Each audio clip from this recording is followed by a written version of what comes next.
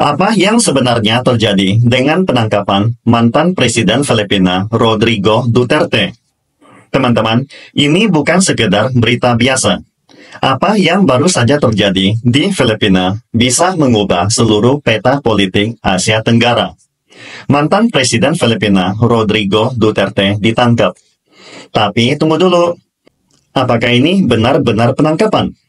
Atau ini hanyalah strategi politik tingkat tinggi yang akan menjebak Presiden Filipina saat ini, Bongbong Marcos, dan mengubah Filipina selamanya? Saya tahu banyak dari kalian kaget dengan berita ini.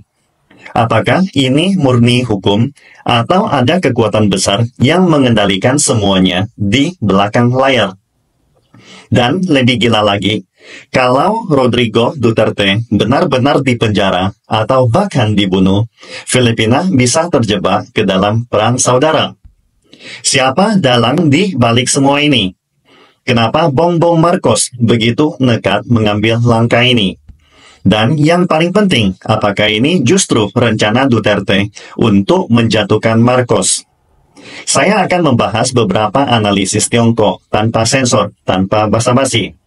Karena apa yang akan diungkapkan selanjutnya mungkin bisa mengejutkan teman-teman dalam memahami perkembangan geopolitik global saat ini. Apakah Anda percaya jika beberapa analis bilang Rodrigo Duterte tidak benar-benar ditangkap, melainkan sengaja menyerahkan diri untuk menjebak Bongbong Marcos bertindak gegabah mengambil langkah lebih dulu?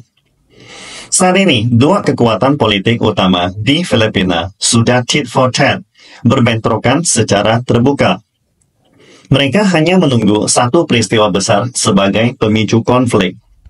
Tahukah Anda, jika berdasarkan kebiasaan internasional, siapa yang memulai konflik lebih dulu, dia yang salah.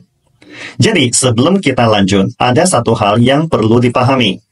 Surat perintah penangkapan dari Mahkamah Pidana Internasional atau ICC ini tidak masuk akal. ICC tidak memiliki kekuatan penegakan hukum sendiri. ICC hanya bisa mengeluarkan surat perintah penangkapan, tetapi tidak bisa memaksakan eksekusinya tanpa kerjasama dari negara-negara anggota. Banyak negara seperti China, AS, dan Rusia tidak mengakui yurisdiksi ICC. Jika sebuah negara tidak menjadi anggota ICC, maka mereka tidak wajib mengikuti keputusan ICC, termasuk surat perintah penangkapan. Apalagi Filipina sebelumnya pernah menarik diri dari ICC pada tahun 2019 di bawah pemerintahan Duterte sendiri, sehingga tidak perlu tunduk pada yurisdiksi ICC. Namun Bongbong Marcos yang konon kabarnya memiliki aib yang tidak diketahui banyak orang, kini tampak memilih untuk mengikuti keputusan ICC karena tekanan dari AS. Coba pikirkan, apakah bandar narkoba tidak seharusnya dihukum mati? Tetapi ICC justru menggunakan kebijakan Duterte yang mengeksekusi bandar narkoba sebagai alasan untuk mengeluarkan surat perintah penangkapan. Ini jelas tidak masuk akal. Beijing mengeksekusi para koruptor negara dan bandar narkoba setiap tahun. Apakah ICC pernah berani mengeluarkan surat perintah penangkapan? Jadi, surat perintah ini sebenarnya tidak ada kekuatan hukum. Sama seperti surat perintah penangkapan untuk Presiden Putin dan Netanyahu. Hanya selembar kertas tanpa kekuatan eksekusi global.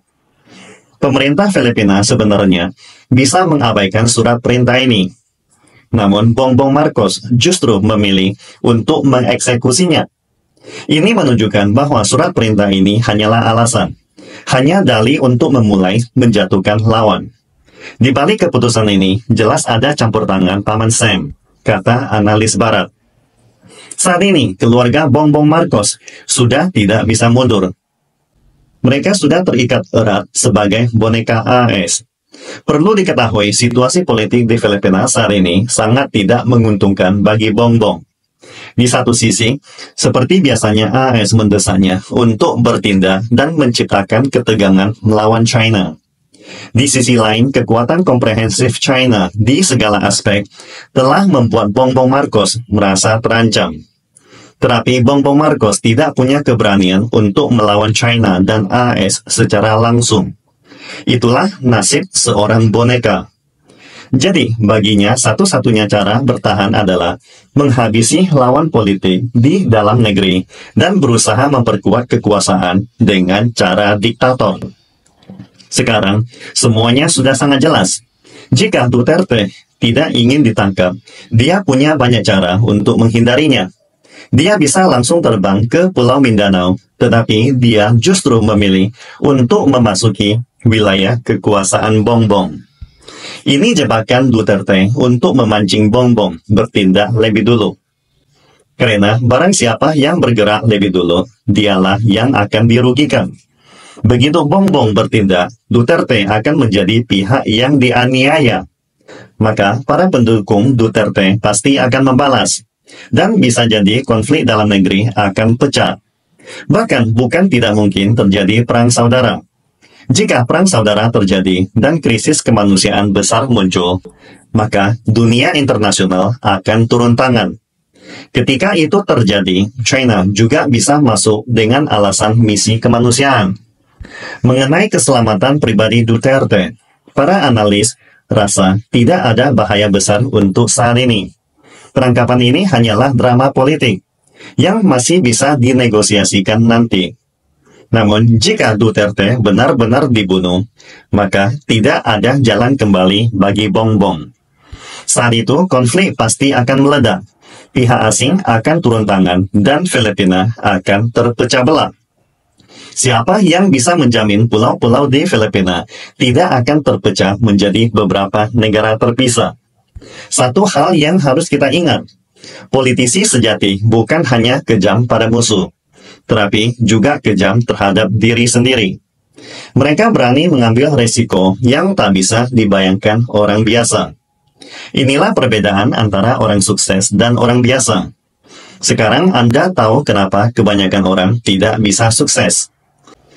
Karena mereka terlalu takut, terlalu banyak berpikir, dan tidak berani bertaruh besar. One more thing, kekacauan bukan masalah. Justru di tengah kekacauan ada peluang besar. Sekarang musuh sudah bergerak lebih dulu. Apakah ini saatnya serangan balik?